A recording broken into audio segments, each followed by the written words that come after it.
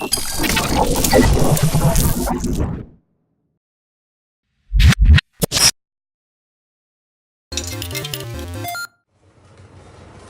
listening to a Mash Those Buttons podcast.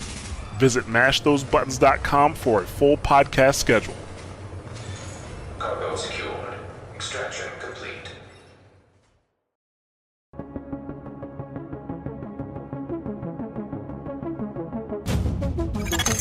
Intelligent System Analytic Computer is activated.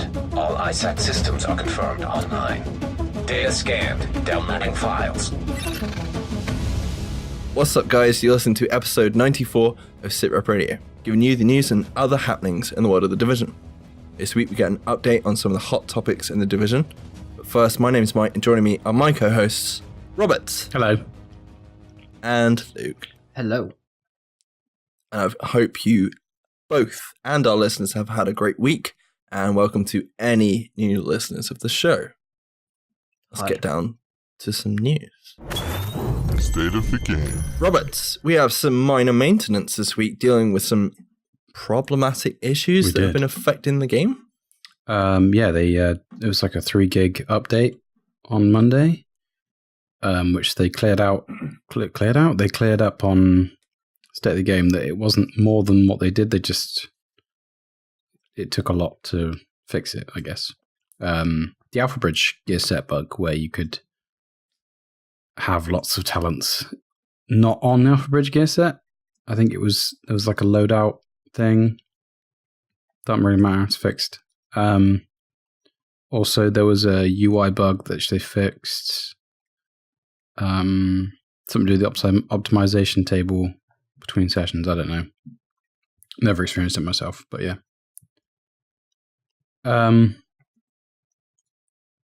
So that's it, right? Yeah, that's it.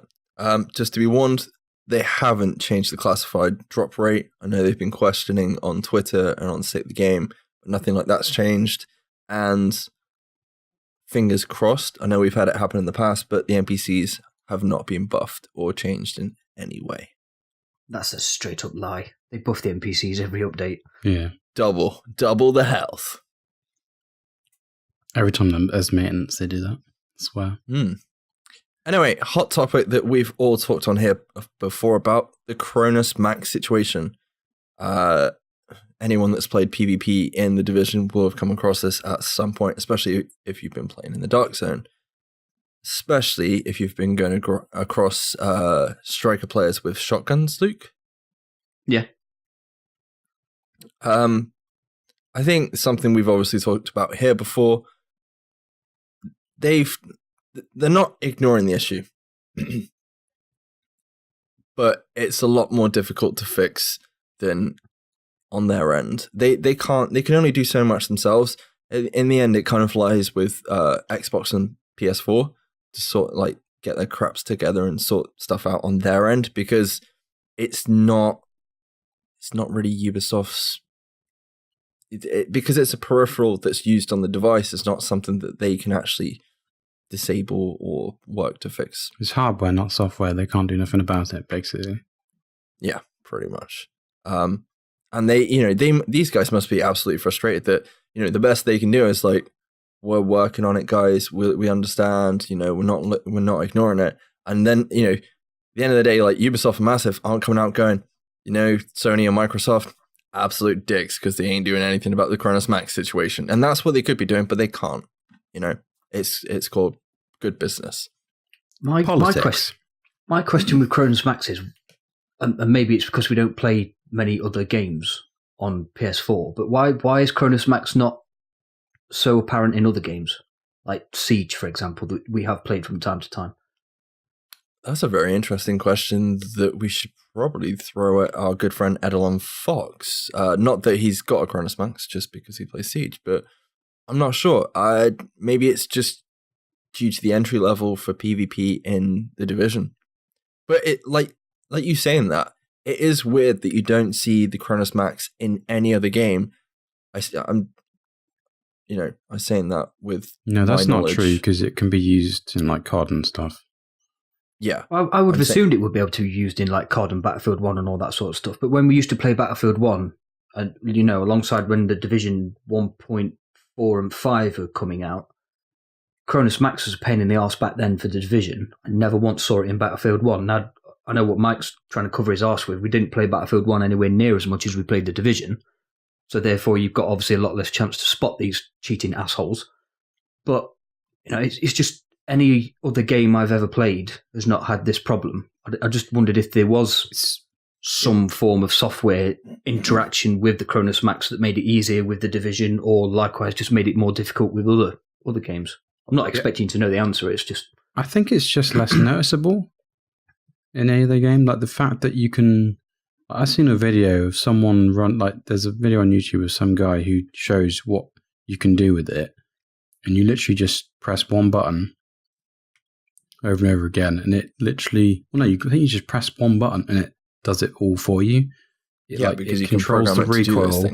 Like you sit... There's like a thing you can download from the internet, and it's like a macro onto the stick, and it controls the recoil of a certain gun, and it just shoots real quickly in the same place over and over again. So it's like easy mode. Yeah, isn't it a case that it actually ignores the reticle that's in the game or something? And that's how it's managing to bypass it slightly. I don't know the ins and outs of it. I just know the fact that it's just stupid broken. But the thing is, in Division, it's really freaking noticeable, because if someone hits you in the head 4 times in a row with a shotgun in the space of half a second, you know they're cheating, because it's not possible to do with hand-to-eye coordination unless you're a freaking robot. There are some people that are able to, I mean, I've seen it on like the Facebook Division groups and stuff like that, and they're like, I don't even use a Cronus Max, but I can shoot you in the head with a shotgun using a striker build and be almost as good, if not as good, as the Cronus Max. I mean, that's just down to people's repetitive play. That's abusing the fucking, what do you call it? The game mechanics. No, the auto aim. They're basically aiming in every time, aren't they? So it's like abusing that a little bit, which is what Cronus Max uses, but it does it automatically. Yeah. But I mean, Luke, you have a good point. Why don't we see this in other games? But the other thing is, like, it's not competitive. Like, you can go play Siege and it's a competitive. Do you know what I mean? It's an ESL. I just don't understand why people use it in the Division. Easy mode. What? Yeah, but it's not even that. Like, what are you competing for? There's nothing. What are you rewarded with? Bragging rights of what leaderboard? Top 100? Douchebag. You know? It just seems completely pointless to me. Anyway, some discussion or emails were sent out this week to certain players of the Division, which kind of sparked rumors of a mini ETF happening. However, the devs at the time weren't 100% what the hell this was. Basically, people that play the game were sent an invite via email to complete a marketing study questionnaire, and were also invited to attend, a 1 or 2 hour discussion on the Division in certain areas. Areas I know from confirmation were Dallas and Paris. And apparently this is actually nothing to do with the devs themselves. This is done by Ubisoft externally to the team at Massive and RedStorm. And it's basically just to kind of give feedback to people's thoughts on the game. So it's kind of cool that they're doing that. But yeah, it's not a mini ETF, unfortunately. But weirdly, there's no State of the Game next week, and all of the dev team are in Paris next week. Well, that could just be coincidence, Rob.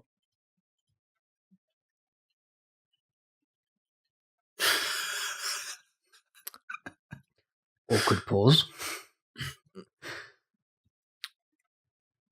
I was waiting for Rob to. There won't be an awkward pause though, because our editor will get rid of it. That's fine. Well, not anymore. He's probably going to leave it in. That's what she said. Yes.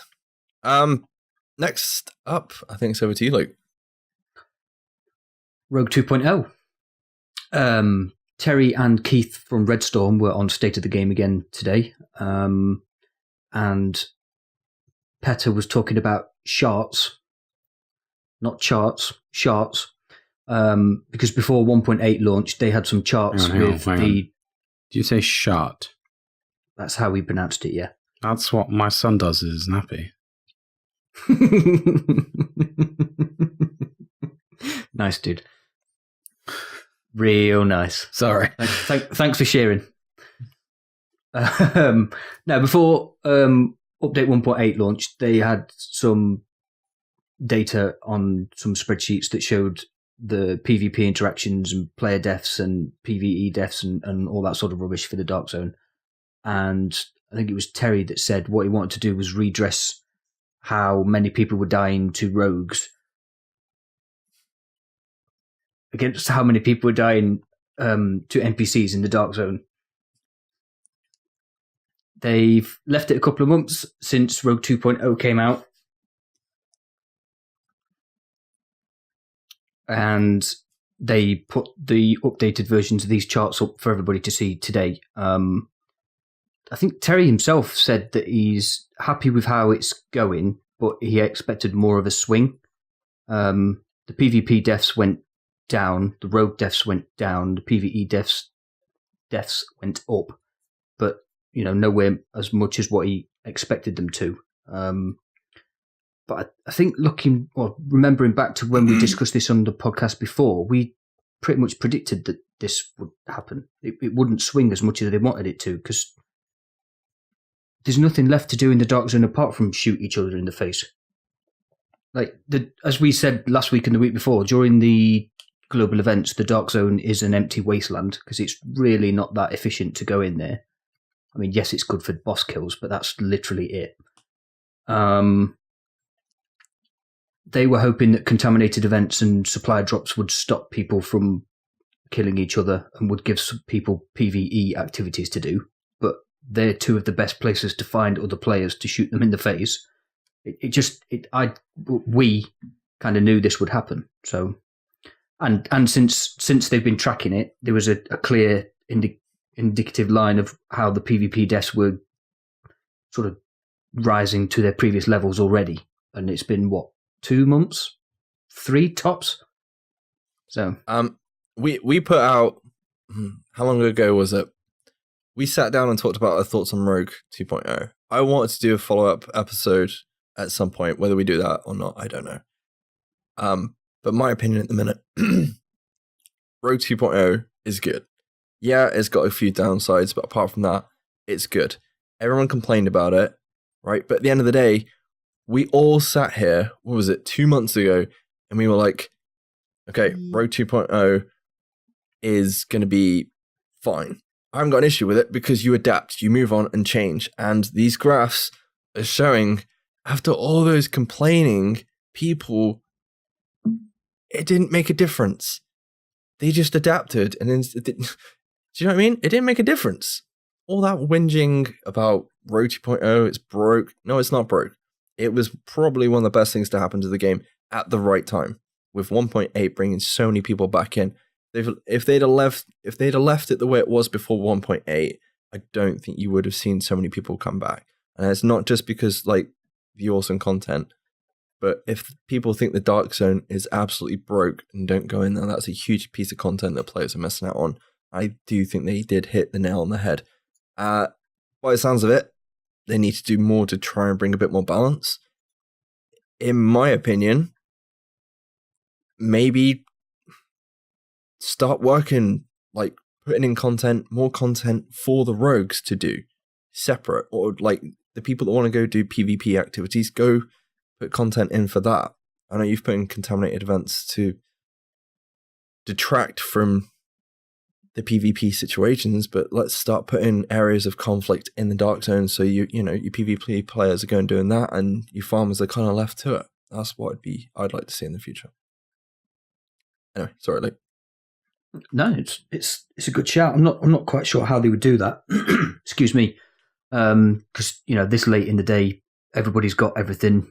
I can't really think how they would give us something else to grind for after classified gear sets, because there can't be like a super classified gear set. That's just rinse and repeat, isn't it? So what they would introduce for rogue players to do other than shooting other players in the face, I don't know what sort of missions or anything they could do for that. But I mean, it's a good idea if they could figure something out. Maybe that's something for a potential sequel. But yeah, I mean, on the whole, I think Rogue 2.0 was a good thing. It's far from perfect. And I know my opinion of Rogue 2.0 differs from your two's. But I think on the whole, it was good. It certainly tipped the balance back towards regular agents as opposed to rogues, which, anybody who says rogues didn't have an advantage before 1.8 is lying to themselves. But yeah, now that all the classifieds are out, I am currently taking a bit of a break from the game. So I think they need to redress the balance of some of the gear sets, and that will in turn improve PvP. But that's coming from me and a PvP sort of standpoint. I guess a lot of people listening will perhaps say don't touch the gear sets because they're fine for PvE, and I understand that, to be honest. So yeah, but I think I can't remember if it was Marco or somebody else. I mean, especially with the gear sets, if you're not running a full set of classified, it's not doing its job, is it? At the end of the day, you should be running a full. You should, those classifieds should make you want to run the full set. You know what I mean? If you're not doing that, then I agree. It's not, the balance on them isn't quite right. And we talked about it last week, changes we would make, especially on things like Nomad. But I mean, I'm not saying Rogue 2.0 is perfect. I'm definitely not saying that. Friendly fire, in my opinion, should be on in a certain way, but I don't want it to be a case where everyone's like 20-second rogue and stuff like that. I'd like it to be like hardcore mode on FPS games like Battlefield and even PUBG. You start taking damage from other teammates or grenades and things like that. That would make people kind of watch what they're doing in the dark zone a little bit more. But I don't know. Rob, any thoughts on 2.0 before we leave that? I feel like the dynamics changed, but like the charts they portrayed were a little bit deceiving because they only did like 2 months. If I imagine if they'd done up to now, well, has it been 2 months since 1.8, or has it been more than that? No, it's about 2.5. It was middle December, wasn't it? But so. I think maybe because everyone's still farming for DTech, so you're going to be avoiding PvP when you're doing that. Like we've been in Dark Zone, and we've there's a lot of like rogues versus farmers, and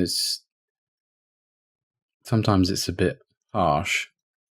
Like you'll gank one dude on his own because he's farming or something like that, and it's just I think the Sharts need to like be given another couple of months before, like after everyone's stopped farming div tech, so they've got all optimized builds, and then give the Sharts another go and see what it's like then, because I imagine it'll go back to what it was. That's exactly what I was just going to say. Give it 2 months and they'll be back to where they were before. 100%. Yeah. But the other side of it is, like you said, we haven't got back. We've got a meta of 3 gear sets that are being used at the minute, roughly. That's one thing I have a bone to pick about, is the fact that everyone moans about Nomad and Pred, but you watch any streamer that's running solo and doing manhunts and stuff, they'll all be running Striker, which just screams OP to me. But no one moans about it. I don't know why. If they do quote unquote fix Nomad, I think Striker will be the one that everybody says is a problem next. I mean, we all know Pred is a problem. I don't think that gear set. I don't think it's a problem. I just think they need to fix the whole effect thing. Yeah. I agree. But yeah, if Nomad gets quote unquote fixed, especially in a group scenario, I have absolutely no problem with how Nomad is for solo players. Absolutely fine. But Nomad in group play is ludicrous.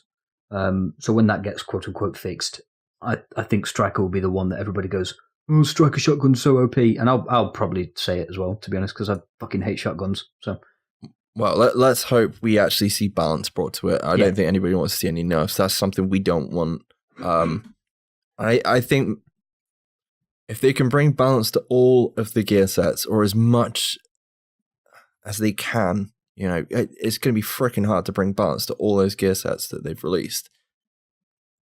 The Dark Zone will be a different place. I will stand by that when you have a better meta than you have now, because the range of people and different builds and things like that will make it completely different. So each person won't be this, running the same set build. You're going to be coming across different players, and that will probably make a slight bit of difference. Like you said, Striker, if Nomad gets brought down a bit, Striker will be overpowered to that. But then what will take down a Striker build and things like that? You might have a Predator build that's now in line to take down a Striker build, and vice versa. I'd like to have that situation where it's all balanced. And then if that is the case, I know you still have a point where the entry level for PvP is quite huge in the division.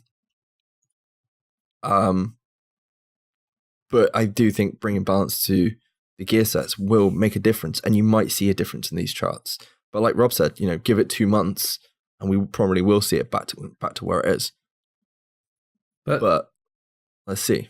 I think one way they have gone, like in a good way, is certain builds have counters to other builds. If every build had a counter build, that would be a good thing. Yeah, 100%. Like another game, Overwatch. For anyone that plays Overwatch, it's there's counter characters in that to each character that you play as. I didn't even know. There's like 2 or 3. So if each build had like 1 or 2 builds that would work against it, that would be pretty cool, right? Yeah. Yeah, I'd like that. Well, you've already got one, haven't you?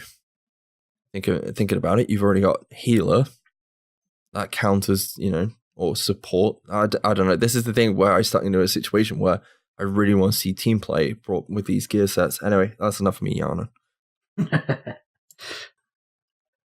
Next up, cinematic tools, boys. Has anybody seen any cinematic videos this week that were posted? No.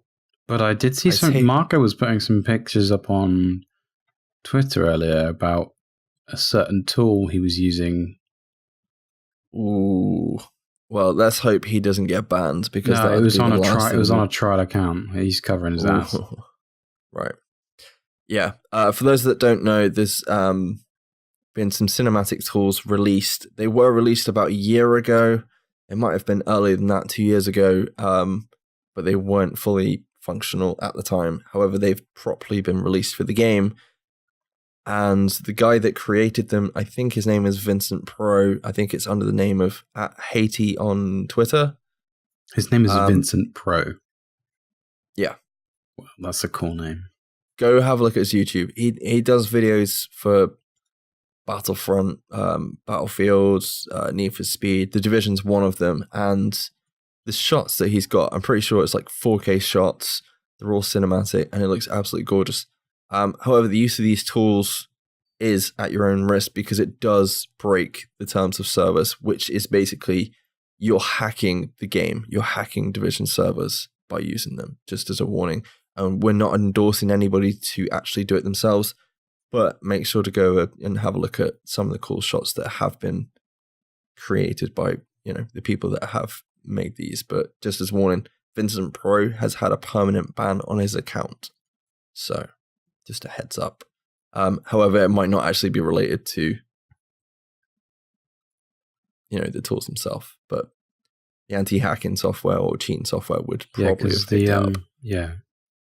The software is similar to some of the hacks that are on PC, isn't it? It's used in the same manner. Yeah. I mean, he didn't do it maliciously. He didn't do it during PvP or anything like that. A lot of the shots are just like him stood there in like Times Square or outside the base of operations at night, and with, I don't know, max settings on 4K, it looks really cool. Would you guys like to see cinematic tools brought to the Division officially?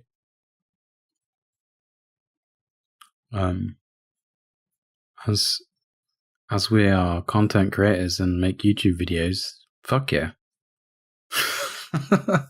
No, I agree. I mean, I just kind of think, you have all these slowly we're getting more and more fan films for the Division out there in the community. I think there was one over Christmas.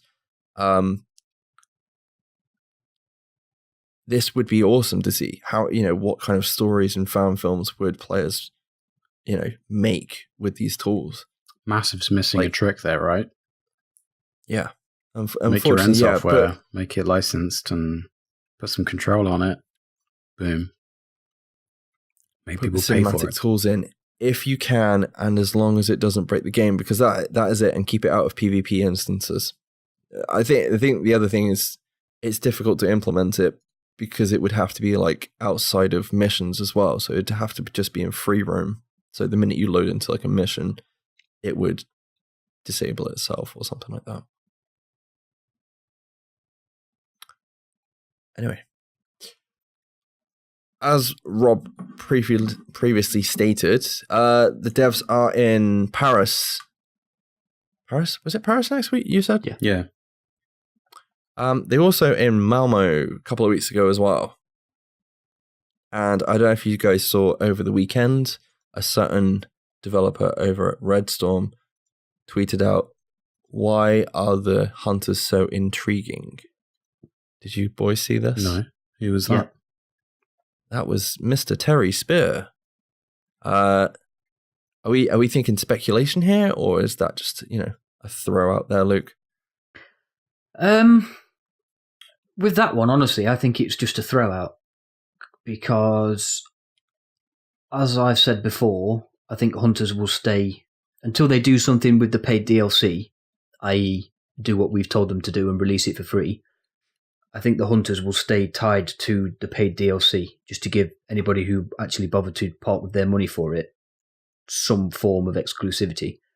When we were talking about what might or might not come for 1.8, hunters were regularly mentioned as going in the dark zone and going in the light zone and anywhere else you could think of. I think it was a really clever step to put them in the underground, which is obviously another paid DLC. The only other paid DLC would be, it was Last Stand, wasn't it? Which, that would be pretty stupid, to be honest.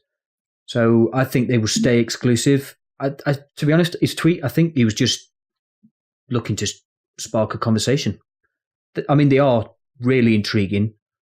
Part of the reason they're intriguing to me is there's absolutely no form of story behind them. I'd love to know where they come from, how they were created as such, who controls them. Certainly would be interesting to know from a story and a lore point of view. Not Keener. Yeah, right. But no, it's I'm saying now it's not Keener. Yeah, he might have sent them in, but I'm saying now they've gone rogue on him. They fend for themselves. Yeah. But yeah, I honestly think he was just trying to spark some form of conversation. And from what I saw of the feed, I've not checked it for a couple of days, but I think it worked. Yeah, it did. A lot of people being like, Yr3 or Division 2. Rob, any thoughts? Would you like to see hunters brought into the game more or less? Well, we've talked about this before. And yeah, I stand by what I said then. I think random hunters anywhere in the game would be a good thing.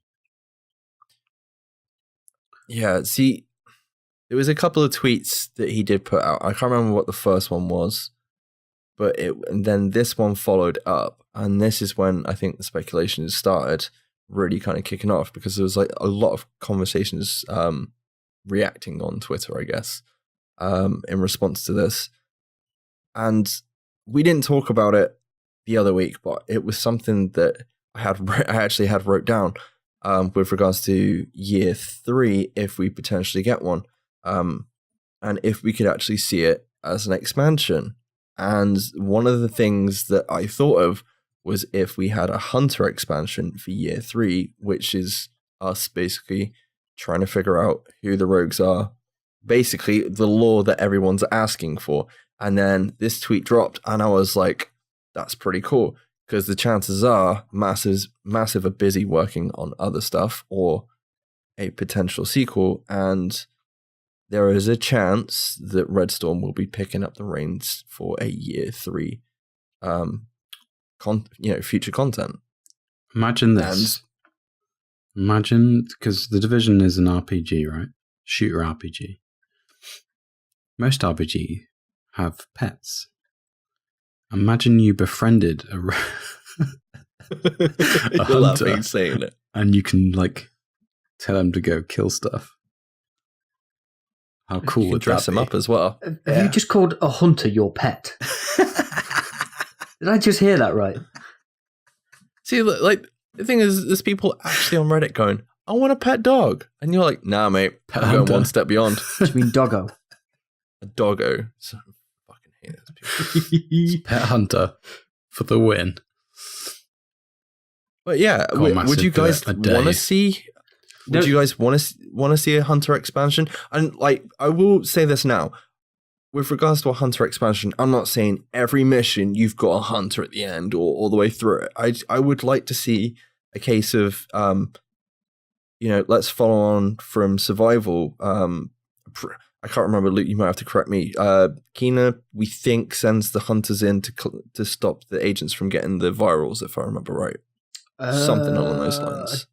To be honest with you, I don't even know if it's Kina. It's just you have to extract the virus from the dark zone, and these hunters turn up to stop you, don't they? So, well, even if we had something like that, while Kina's basically like, I need to basically distract the agent, SHD agents, while I figure out my next move. Or I'm gonna send the hunters in to do what they need to do. Or he slowly turns you into a hunter.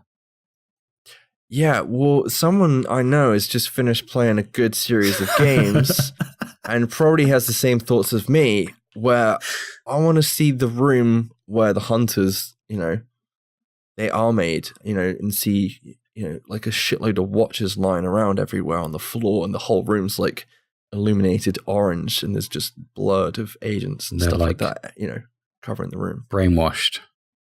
Yes. See, there's like a whole theory on Reddit as well go around, especially with the year 3 DLC for Rainbow Six Siege, that Rainbow Six Siege is a precursor to The Division. And it is a chance that hunters could be like rogue operators from Rainbow Six. That's not true, because no one at Ubisoft can think that far ahead. just imagine if Ubisoft were the gaming version of Disney, and every Ubisoft game linked to the next game and the next game. Oh, no. Can you imagine? People would lose their shit. It would be cool Does if that was the case. We're actually in the Animus. The future. Oh, yeah, because it's technically linked. Yeah. Let's be very careful here. Because Watch Dogs links to Assassin's Creed, and I think Watch Dogs links to The Division through a coffee shop brand that is in Watch Dogs 2. So it's kind of the same universe. Don't know. I think Kerman's... Is it Kerman's Coffee? I think it's in Division 2, in Watch Dogs 2, as well as The Division. So technically it's the same universe. Or just using the same assets, save money. But yeah, I'd like a Hunter expansion that you're basically tracking down the hunters and where they are, but you never really see them. It's kind of like the kind of Jaws aspect. You might come across them like a couple of times, but nothing too major. If you know what I mean? Anyway, that's pretty much it for State of the Game this week. There is no State of the Game next week. However, we will be back, as always, talking with more Sharts. More Sharts.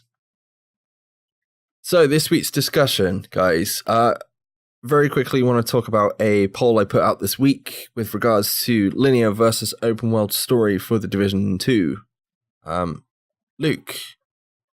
Yes. What are your thoughts on open world versus linear? Linear being like set missions kind of in order, but in an open world format, and open world just being the case of 1 to 30 that we had in The Division 1. If I remember rightly, my answer was, well, I know for a fact my answer was open world, and I think my follow-up answer to the vote was that I would like it to be pretty much exactly as The Division was, just longer. So let me play whatever missions I want to in whatever order. Give me stuff to go and collect, like obviously the current examples we've got are the phone recordings, the crash drones, etc., etc. I loved all of that. I completed all of those. I just want more of it. I don't think 1 to 30 was quite long enough, so give me like 1 to 4 million. Yeah, I think we're coming at this from, I mean, we're 2 years into a game where, you know, I think most people want more story. Mm-hmm. I mean, the thing is, this isn't the only game we play. This isn't the only game we've ever played. You know, we've played a lot. I've played a lot of single player content. I've played a lot of RPGs, and I've played a lot of FPS games. And something that I definitely like to see in the future is what you want is not so much like a longer 1 to 30. I definitely want a decent amount of campaign, but I'd like a lot more story going into it, which is, I don't want like a fully linear game, but I'm trying to think, like Rob's just played through a game called BioShock at the minute, and it feel, you know, when you play that game, you're not like a bystander to the stuff that's going on around you. And I definitely like a situation where if there's a sequel or when there's a sequel, that your character feels more important to the world around you. The story's more. The words I used, Mike, was more integral. Ooh. Integral. Yeah. Nice. How would you guys feel about a system in place of the game where, see, this would be a tough choice. I mean, I know Rob's just played through BioShock, but there's other games that do it as well. Definitely RPGs. I'm trying to think. I know Mass Effect does it. I know Mass Effect Andromeda is not the best showcase of a linear story or just a game story in general, but it's really difficult because, you know, for anyone that's played like Mass Effect 3, that is a game where here's a load of planets, you can go choose what you want to do, and you can go collect your people, much like you do in The Division, but the choices that you make in the game matter a lot more to, especially like the end part of the game. And I know we have like all these questions at the end of The Division, and especially with like certain things like echoes, I'd like to see, you know, not just, you know, you go find an echo and you search for the clues throughout the echo, but have like a cinematic that pops up. You see the events of that play out. I know it's kind of cool that you're seeing a thing from a past frozen in time, but seeing that and actually being a little bit more involved in it would be kind of cool. And some of like the audio logs and things like that. But going back to my previous point was a lot of RPG kind of style games have like a good or bad guy, villain, hero style choices that you make throughout the game. And how would you feel about something like that actually affecting your outcome at the end of the game? So, you know, you don't make the what would be deemed as the hero choices throughout the game, and you would be deemed as a rogue agent at the end of the game. So yeah, how would you guys feel about your outcome at the end of the game? You've made bad choices throughout the game, but they're your choice. You had the choice to turn back at any point. Much like probably most BioWare games, probably choices that we'll probably see in the next Anthem game when it comes out next year now. Where you get to the end of the game and you're a rogue player. Rob. Yeah, no, I think this would be a really good introduction to the Division, because like I said, I've recently played the BioShock games, and that, like, especially on the first one, like, depending on how you treat certain characters in the game depends on the ending. Like I talked about the ending of the game, and you're like, I didn't see that ending. I was like, what? Yeah. But I mean, they had it in Mass Effect as well. Yeah, the whole Paragon system. Yeah, you could Paragon versus Renegade obviously being the villain. And if you made bad choices throughout, not bad choices, but if you basically took the dark path, it would lead you on a dark road, and it would affect not only the outcome, but the relationships with characters in the game. And it'd be quite cool to have that in the Division. Sith versus Jedi. Well, yeah, in SWTOR. But I'd like to see it kind of took a step further where the choices, if you make majority of the choices in like a Division sequel being rogue, then your character at endgame would effectively be a rogue agent. A hunter. Make it permanent as well. Yeah. And so then if I choose all the asshole choices, I am rogue, and there's no way to turn it off. So then if I go in the dark zone as that character, I can't choose to be rogue. I am rogue. The moment I walk out the checkpoint, I'm rogue. And all you guys that finish the story as a Shade agent can come and kick my ass. And that would give you a good reason to have two characters as well. You'd have one that was good and one that was bad, right? Absolutely, yeah. So then, obviously, if the Dark Zone kind of works how it does now, you could be in an all-rogue server. You could be in an all-Shade server. So then that's giving some of the PvEers out there, technically speaking, a PvE Dark Zone. You could take this like one step further. I mean, you could have... Well, I'm saying one step further. I know we've already got Banshee in there, but let's have proper dedicated sides. Like, oh no, I'm trying to think. What have we got? You got dedicated flamethrower, dedicated rogue gear sets, and dedicated shade. Yes, agent rogue gear sets. Couple of actual Dark Zone gear sets, and then just less gear sets in total. Because I think 14 gear sets is a bit ridiculous anyway. They're never going to balance it, are they? But having a system, a rogue SHD system where you make choices, it's gonna. I think Rob said, make you feel more integral to the plot line. You're not the only agent out there, but this plot line will feel more integral to you. But it's gonna make you feel more important, more part of the story.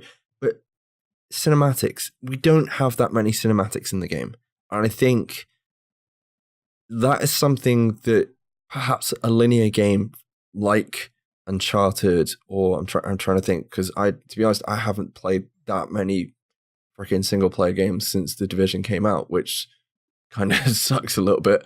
But I'm trying, games that have a lot more you can tell a lot in a story through cinematics. I know they cost a lot to make, but they are worthwhile, and they can tell a lot in just a couple of minutes. And I think having more cinematics and more things like that would benefit a 1 to 30 scenario a lot more than we've got now. Implementing a Shade versus Rogue system where the outcome's completely different and you're locked in, and those would be really cool. I really like the 1 to 30, but I want to take it a step further. Let's get more story. Let's get more lore. Let's not leave. I like the idea of leaving stuff open-ended, but you've got all these characters. Let's bring in some, characters that actually, go on the missions with you if you're in single player, maybe. If you're playing solo, take Ramos with you, if you're not in a group. That's a good shout. Some NPCs you actually care about, not the ones, like Fail Al that's just constantly injured. Let's get Fail Al back and take her on missions with us. If you're playing, or you could be playing as a squad and you have she's leading your team through missions and things like that. That would be cool. She's got an eye patch now. I think she's got a much bigger role to play in the Division 2, to be honest. The fact that she's sat there through the whole of this game and just gone, yeah, you go and do it. I've got a broken leg for 3 years. I think she'll be quite integral to Division 2, to be honest. Hey, Keener, obviously, as well. She's obviously quite lazy because I broke my leg. It took me about 6 months to fix it, and it's now my good leg. To be fair, he did try fixing it himself. No, I didn't. Otherwise, it would have been 2 months. Yeah. But I mean, Luke, how does that sound? Is that something you want more of? Do you want more cutscenes? I mean, I say linear. I understand it's an RPG, and they like the whole idea. Like for some people I've spoke to, the game, the 1 to 30 and the mission side of it is forgettable because there's no direct path. There's no, Thing is, it doesn't have to be linear to make you more integral to the storyline. Yeah. That's all that needs to happen. I think it's just like the 1 to 30 is good, but like you need some kind of like I don't know, like I can't explain it. Some form of cause and effect, maybe. Yeah, I'd be down for that. There's no real like You don't feel like you're more of a bystander than you are part of the story in the Division 1 to 30. You just seeing it happen. Well, you're seeing the aftermath and you're just kind of reacting, which is a good way to make the missions replayable. Yeah. Granted, but there must be an in-between where you can have replayable missions and be integral to them. Yeah, you just said what I was going to say, because that would have to be very important for a sequel as well, wouldn't it? Because, I mean, hopefully they give us more missions and hopefully there's more story and hopefully it's just bigger and better. But it would still need to be very replayable, wouldn't it? At the core of this game, it is a looter. So, you get loot by doing the same shit over and over and over again. So, I like everything we've said, to be honest. I want it all. I'm greedy. Give me open world with some linear elements. Give me a moral compass. Give me some cause and effect. I absolutely love the idea of, by the end of the 1 to 30 or 1 to 50, whatever they make it, that you are either rogue or shade still. I think that's a fucking fantastic idea. Yeah. Have it so you end the Division 2 choosing a side. You either side, you walk away and I don't know, you save Fei Lao from the wreckage of God knows what, or you leave her to die and you walk away with Kina. You're either an asshole or a bastard. And in Game of Thrones, you can be both. So, but like going back to cinematics, and replayability. So when you could do that through cinematics having a dialogue wheel and you choosing what dialogue options you want, how you want to proceed, and then that way it's separate to the missions. So when you say cinematics, then Mike, do you mean more of the mini videos that came, when we're leaving or when we're heading to when we leave in Brooklyn and the helicopter crashes? You just want little snippets of video story like that obviously chain along, so you'd get a little cinematic, do a mission or two, get another one that tells you something else, etc., etc., etc. Yeah, if we're being honest, most of the story plays out through audio logs. Because audio form. There are some in the Division, aren't there? Because you get the intel. You get the intel, but you get this like the little surveillance videos and the virus logs from the Doctor, don't you? So yeah, but let's have more. But you don't have to go collect it. It's part of it's not lore and behind the scenes stuff that's already happened. It's not really part of the story. It's kind of like additional stuff. Let's have more cinematics that is in line with the story. That's really, I think adding that would make you more integral. Seeing your character there and having interactions between the NPCs instead of it just being, is it Kendra freaking telling you to go off somewhere and do something, you're having a conversation. But the way I was trying to work it out then, so you've got the helicopter crash video, which is obviously directly part of the story, because that's why Fei Lao's got all these injuries and why she's no longer in the story as such. But then you've got the virus logs from the Doctor, which aren't things you collect like from the open world. You actually collect those when you finished a couple of the missions that she actually sends you on. So would you want them to be more integral to the story like the helicopter, or would you want them to be more, I'm going to say factually based? I don't know how factual they are, but you're getting recordings, right? These things have already happened. Why not you be a part of those things that have happened? Yeah, that's right. So okay, yeah, I see where you're going. Yeah, I'm just trying to clear it all up. That's all, because I liked the virus videos that you got, because they told you how she thought the virus was created and how deadly it could be by mixing like Marburg and whatever else they mix together to make the virus. So, I mean, you guys know how much I was in love with all that shit that we got with the Division 1. So, yeah. I mean, just more of it. Like I said, just give me fucking everything. Just throw it all at me. I want it all. Perfect. Trying to think. Perfect example of this. Rob, last week you finished Bioshock 3. I know I keep going back to Bioshock, but at the minute it's one of the most recent games that I've played all 3 back to back, and I really do think they are worth playing, and the story goes full circle and it hits home. And Rob, you stayed up later than you probably should have done just to sit there for about 10 minutes and watch the last 10 minutes of that game. There's like a whole play out. 10-minute cinematic at the end of Infinite, isn't there? Like, it's a beautiful thing. Yeah. And I don't know, just having, I don't know, it doesn't even need to be a cinematic. We can have characters in game discussing stuff and you're there. It doesn't make that much difference. Just more story, I think. More story that you don't have to go looking for, I think. I tell you what. As long as we don't have to read it in an app, I guess I'm pretty happy. Yeah, fuck Was that that a different game, maybe? I know we joke about it's not a joke, but the ideas for Massive in that how we sometimes get listened to, sometimes don't, and then every time Rob comes out of an idea, it seems to turn up in the game a few months later, so he wants his commission checks. But I really hope the devs or somebody listen to some of this stuff, because some of this shit's been golden. I'm loving some of the stuff you guys are coming out with. Excellent. Thank you, Lee. Right, let's get questions done and let's get out of the way for this week. First question. There is only one question, Mike. There is one question. Apologies. So, I have half. When you say this first week. question, you mean only question. Only question this it's week. It's more of a rant than a question. Let's be honest. Well, I'll leave it down to you, dude. Who said it? Doesn't say. It's from Digital Hitman. That's the one. He says, "Why?" This is all in capital letters. Just so you know. Does that mean you have to say it really loud? No, because that would blow people's ears out. Why is Nomad in a group play so shit? ? Fuck Nomad. Oh wait, this isn't rant chat. Okay, so what we're gonna discern from that is that actually wasn't a question. It was just in the wrong chat. However, the first line was a question. Yeah, I said ? Yeah. Why is Nomad so shit? That's a question. Well, if you go back to last week's episode.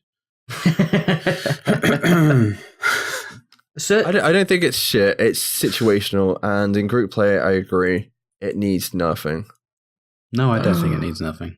You used the N-word. In group play, it needs reduce. I disagree. It needs a counter. It doesn't need nothing. It needs a counter. Boom. What counter for how many times the frickin' Nomad procs? No, you need a counter to stop it from procking. The same way. Yeah, actually, that's a good idea. Yeah, that's a good Striker has the way you can stop Striker things from working. Same way Tracer's got like a bomb that she can... Oh, wait, no, sorry, different. Wrong game, dude. Shut up. Wrong podcast. Nice. Anyway, before we leave, we have one last surprise question. And Conan the Barbarian asks, what is best in life, Robert? What the fuck? What? That's not on my notes, and I'm not going to answer it because you just made that up. Maybe I did, maybe I didn't. It's bullshit. Message us next week, Conan, for more answers to your questions. Okay. What is the matter with you? Well, Luke, if you listen to the first 10 minutes of this show, you'll know why. No comment. That being the case, there you go. Yay! There's your one for this week. Drink. Can the listeners find us, guys? Robert. You can find us at SITREP Radio on Twitter, Facebook, and YouTube. Tweet us with hashtag TeamSitRep, as we're all affiliated with that hashtag. Any questions or feedback, send it to our email address, which is sitrepRadiopod@gmail.com. Or you can DM us on Twitter or Facebook. All the DMs. Thank you, Robert. DMS. You can find SITREP Radio on any of the following platforms: iTunes, Apple Podcasts for iOS, Google Play Music, SoundCloud, Overcast for iOS, Stitcher, Player.fm, Pocket Casts, RSS feeds, Podbean, and please rate, review, and subscribe whilst you're there. Thank you! While you're over there, make sure to check out Mash Those Buttons on Twitter, Facebook, and YouTube, and go check out some of the awesome podcasts that are part of the Mash Those Buttons family. And don't forget, we have a YouTube channel, and we have lots of content on there. Go watch it, like it, subscribe, please. Pretty please. And there's one more thing I want to say. There's this weekend on PC. If Congratulations. What? Why are you congratulating me? On PC this weekend, there is the Checkpoint Boys are doing a stream from like 8 a.m. EST to 8 p.m. EST, giving away lots and lots of classifieds. So go check them out. I think Tom Cruise mum's shoes. I think Cal's involved as well. Yeah. And a couple of other people. What time is that for UK listeners? God knows. All I know is it's 8 a.m. EST. I don't know what that is UK time. Okay. Thank you very much, Roberts. Good luck to those guys with I'll their be watching farming over the weekend. loads of stuff. It's 1 o'clock in the afternoon. Oh, sweet. Thank you, Luke. Thank you to Sean Winder from the Division Elites. Go check out our friends from the Loot and Shoot and the Clancy Elites. Happy birthday to Robert of Loxley for next week. Thanks. Happy birthday. 32, everyone. And yeah, you've hit the player cap. On what game? Life. I'm not even going there. I'm going to die next week. Holy shit! Such is life. Thank you for listening, agents, and we will catch you next week. Bye-bye. Bye-bye.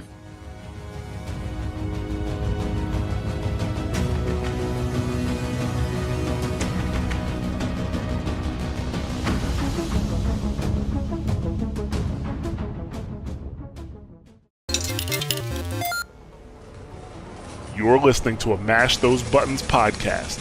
Visit mashthosebuttons.com for a full podcast schedule. Cargo secured. Extraction complete.